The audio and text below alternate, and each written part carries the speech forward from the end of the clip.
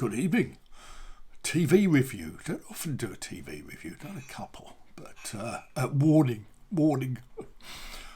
Controversy alert. Is it controversy or is it controversy? I say it's controversy. I'm going to be talking about Afterlife, and I may give some opinions which some of you will disagree with, and I would welcome your comments down below on this video if you disagree with my opinions. Now, Afterlife, what is it? Well, I'm really talking about series 3 of the comedy series by Ricky Gervais. I'm not really talking about the first 2 series, but the 3rd series has just dropped, as they say on Netflix. You can binge watch all of the episodes if you want to. That's the new way of watching television.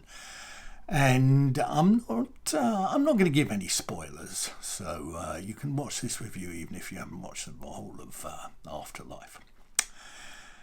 It probably helps if you watch the first couple of series, because the first thing I want to say about Afterlife, well, actually, the thing I want to say about Afterlife is I just didn't think it was all that good. First of all, I bow to nobody in my admiration for what Ricky Gervais and Stephen Merchant have achieved as a writing and directing and acting partnership. I think the 2 series of The Office and the Christmas special was possibly one of the best things ever on British television as a comedy. I think the 2 series of Extras and the Christmas special was equally one of the best things in comedy ever appearing on British television. I quite liked Life is Short, although I find it a bit hard to remember that. Derek, I thought was quite good. I was a little uneasy about it.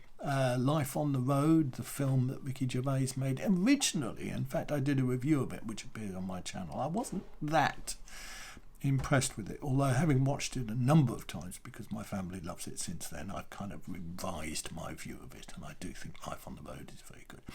So now we come to Afterlife, and series 3, I just didn't think it was that good. So let me give you a few reasons, and reason number 1 is the first couple of series featured Roisin Connerty as a character called Roxy, who was a prostitute or a sex worker, and she was a very strong, very interesting, very funny, she was just a great character, and she's not in series 3, and there have been some reports about why she's not in. I haven't read those reports, so I can't tell you why she's not in it, but I think series 3 misses her. It misses her presence, it misses her humour, it misses the fact that I think she's a great actress in a great character role. So that's reason number 1. The second reason I'm a bit uneasy about it is it's quite nasty in a lot of ways. There's a few characters in it. I'm sure you know the story. Tony works for a local newspaper, the Tambury Gazette, I think it is. He's a kind of journalist, and he goes out and interviews kind of local people and writes their story up to go in the paper. There's a few other people in series 3. Gervais just seems to be quite nasty about them. There's a writer. She's self-published 50 books. Now, as a person who's self-published 13 books on Amazon, I think perhaps I have a little bit of sympathy for her. But she's a middle-aged lady. She's quite lonely, and she's there so you can make fun of her. Keith, you may remember Keith from The Office, who was quite an obese character. But in The Office, they weren't nasty about Keith. David Brent made a couple of jokes about him, but they weren't nasty. Keith, in this series 3 of Afterlife, plays a big fat bloke who's in the paper because he gets banned from an all-you-can-eat buffet. I mean, that's a bit lame, isn't it? And it's just a kind of opportunity for Gervais to make fun of large people, which he's done before. There's another character you may remember in the Christmas episode of The Office, where Ricky gets an agent who runs a looky-likey club as well, along with a number of other things. And this agent plays the husband and wife team who start a swingers club. And again, it's Gervais just kind of, okay, they're easy characters to laugh at, but in a sense that's part of the problem. He picks such easy targets to laugh at and to make fun of. Now, my wife often accuses me of being quite scathing about people, and yeah, I can be quite nasty. Well, not nasty, no, I can be quite scathing, but I don't think I'm ever nasty about people. And Gervais, to me, in this, is quite nasty sometimes. Now, perhaps it's balancing the softness that lies at the heart of this programme, but I'm just not too sure. The other thing is that many of the jokes, if not all of the jokes, have been done before by Gervais and Merchant in his previous series, and they've been done better. For example, there's an episode at the Tambury Fair at the end where this romance writer is reading aloud from her book and makes a reference to one of the nurses being coloured. Now, this is a joke that was done in the first series of The Office by Gareth, played by Mackenzie Crook, and it was done better in The Office, and quite a number of the lines, quite a number of the jokes have been done before, and they've been done better. They're funnier, they're sharper, whereas in this you're listening out for the lines that you've heard before. At least that's what I found myself doing. I read an interview with Gervais in The Guardian a couple of weeks ago, and I thought it was particularly interesting because the writer was saying when he goes to interview people, they always make a little bit of small talk. They ask the writer, are you married? Where do you live? Have you got kids? Etc., etc. And he was saying Gervais showed no interest in him whatsoever. There was no social interaction. And he was making the point that Gervais is very keen on kindness. He thinks kindness is very important, and kindness is a key quality that people need to have. But in real life, Gervais is perhaps not a very kind person, and that I thought was particularly telling. Now, the final episode of Series 3 of Afterlife, and I will say I thought the final episode was much, much, much better than the previous 5, even though it had the faults that I've already referred to. But there's a scene where he plays Joni Mitchell's Both Sides Now. Now, I bow to nobody in my admiration and my love of Joni Mitchell and Both Sides Now, which I think is one of the finest songs ever written, but if you know your Love Actually, that great Richard Curtis Christmas film, you will know that Both Sides Now is used in a very, very famous scene with Emma Thompson. And it is used much better and much more effectively. And here it just seems, again, such an easy thing to pick. Now, if I was Ricky Gervais, okay, I'm not Ricky Gervais, so let me rephrase that. Can I suggest to you that you go on either YouTube or Spotify and you look for Tom Rush's version of a Joni Mitchell song, which is called Urge for Going. And that song would have been so much better played over this scene, and it would have the virtue of not being instantly recognisable. Well, okay, partly the reason for using the song is because it's so famous and it's instantly recognisable, but it's been done before. It's been done by Richard Curtis in Love Actually, and it's been done better. And there is a sentimentality at the heart of this programme. Perhaps inevitably it's about people dying and so forth, but there's a kind of wet, weepish, sentimental heart to this film, this Afterlife series, which I didn't really like. It's the same kind of wishy-washy sentimentality that lies at the heart of Love Actually. But you could say that this series is Love Actually with cunts, because that is what the other thing that Ricky Gervais does in this series, and that is he uses bad language to get a laugh.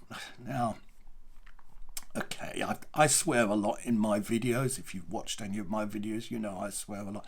But I don't say cunt to get a laugh. I don't say fuck to get a laugh. I use those kind of words because that's part of my normal everyday language. But in this, it's like, oh, let's say cunt. Oh, isn't that funny? Well, not really. It's a bit juvenile. It's a bit childish, if you ask me. Now, the key point about Afterlife as a 3-series show, but it comes across particularly in this series. And if you know your extras, and if you don't know extras, watch extras. But I think the second episode of Extras features Ben Stiller as a film director, and he's making a film about the war in Serbia, and it's a film about a man whose wife is killed. And I won't go into that whole kind of scenery, but the man whose story it is kind of complaining to Ben Stiller about something that's not happening quite to his satisfaction in the film. And Ben Stiller at one point says, "Stop going on about your fucking dead wife." Now, that in Extras, it's shocking, it's surprising, it makes you sit up, and it is gloriously, wonderfully funny. And you just wish that Gervais has, I don't know, some kind of advisor, the sort of thing that Boris Johnson is lacking. Somebody who would say to him, "Stop going on about your fucking dead wife. Okay, she died, we get it. You're miserable, we get it. Now, move on."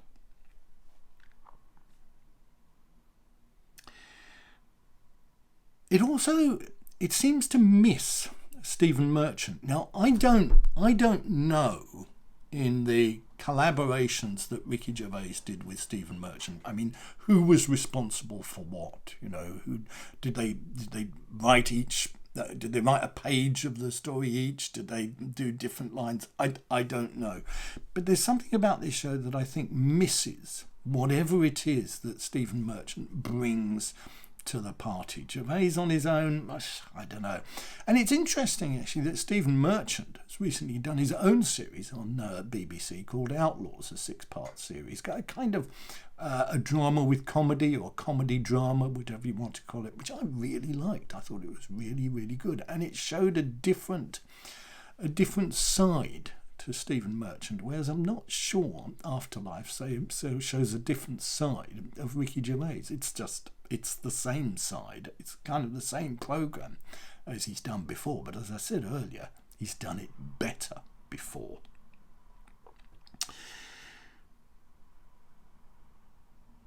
But my son said to me, because we were talking about it, this was before we watched it, by the way, when we were kind of debating whether we'd watch it. He said even bad Ricky Gervais is better than good practically anything else on television, and that is a fair point. So I understand, I suppose, why people like Afterlife. I don't honestly understand the kind of endless outpouring on Twitter. I mean, what is it about social media? What is it about TV? What is it about Ricky Gervais that people feel the need to go on Twitter and say, "I just watched Afterlife and it's wonderful"? I mean,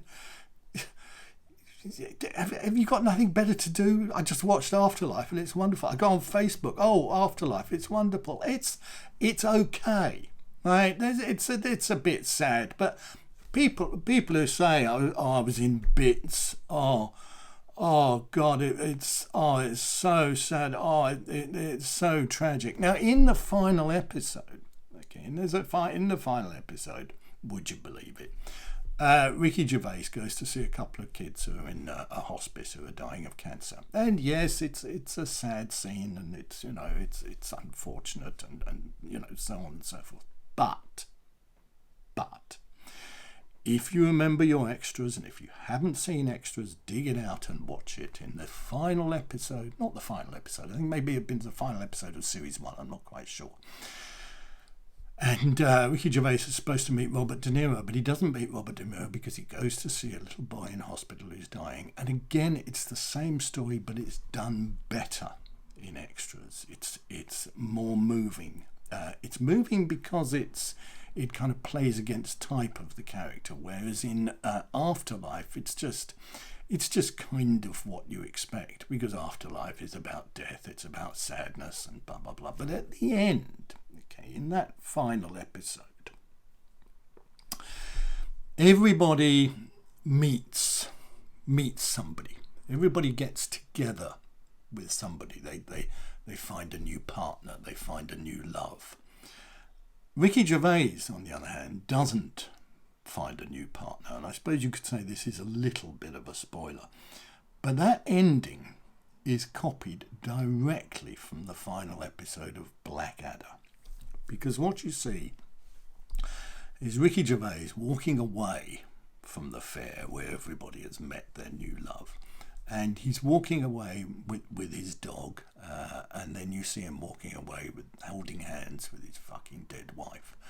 And then the wife disappears, and he walks off into the distance. And you don't know, and this is a strength to the show, I'll give it that. You don't know what happens after that, because that's when the show ends. It's a little bit about, remember The Sopranos and the final episode of The Sopranos? You're never quite sure what happens at the end of The Sopranos. And perhaps one of the strengths, one of the saving graces of Series 3 of Afterlife is you don't quite know what happens at the end. So, all right, Julian didn't like it. Now, you may agree with me. You may have seen it. You may agree with me. You may disagree with it. Maybe you haven't seen it. You may think I'm an idiot. You probably do think I'm an idiot. You think, well, what's the matter with the guy? Has he got no heart? Has he got no soul? It's about a guy grieving for his dead wife. Well, maybe I don't have a soul. Maybe I don't have a soul. I saw, this is kind of by the by, but I was saying to my lovely wife Jane the other day, we were watching Nadim Zahawi defending Boris Johnson, and I said, there is a man, or rather, we've just seen a man's soul slip away from his body. When they say, is it the Catholics who believe that when you die there's a kind of puff of smoke and your soul disappears? Watching these people on TV trying to defend Boris Johnson and saying, let's wait for Sue Grace to report, you can see there's a puff of smoke and their souls just depart from their bodies. So that's by the by. I just had to get some politics into it. Yeah, go on, watch Afterlife, see what you think, but don't put your ideas on Twitter. Do like I do. Make a video about it. Thanks for watching. See you next time.